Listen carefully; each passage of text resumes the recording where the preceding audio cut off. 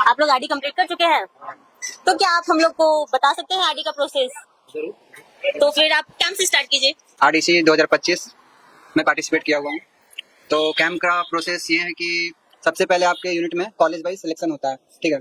College से फिर आप ग्रुप में जाओगे, उसमें आपके ग्रुप के भी जितने भी यूनिट होंगे वहाँ पे आएंगे, और उस मतलब वो यूनिट के जो बच्चे हैं उनका सिलेक्शन होगा वहाँ पे। फिर आपका ग्रुप का टीम बनेगा। ग्रुप की टीम बनने के बाद 2 कैंप प्रैक्टिस कैंप चलता है।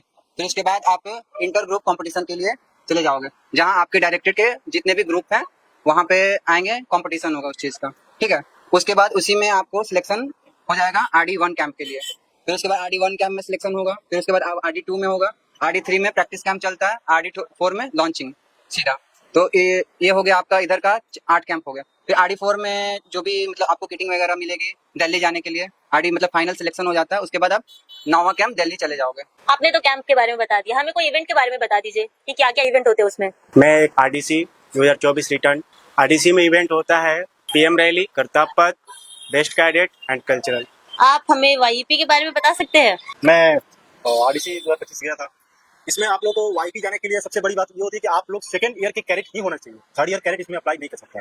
इसमें आप लोग को RD3 में आप लोग को एग्जाम टेस्ट वगैरह प्रोसेस वगैरह सब कुछ देने पर आप लोग को ये दिल्ली जाना पड़ता है। दिल्ली से वापस आने के बाद एक एक करके आप लोग को वाईपी भेजा जाता है, विदेश भेजा जाता है। चलिए, ये तो हमें पता चल गया। अब हुआ दिल्ली जाने का बारी।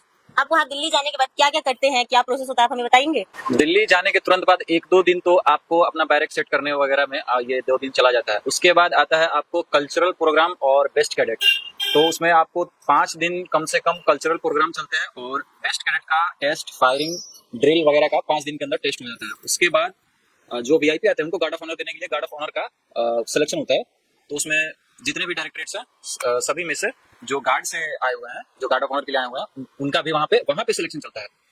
उसके बाद जब वहाँ सिलेक्शन चलने के बाद उसका तैयारी होता है। उसके बाद कर्तव्य पथ का सिलेक्शन आता है। तो कर्तव्य पथ का भी वैसे ही सिलेक्शन होता है। कर्तव्य पथ में सिलेक्शन वैसे फिर 17 डायरेक्टरेट से सभी लोगों को वहाँ पे छांटा जाता है।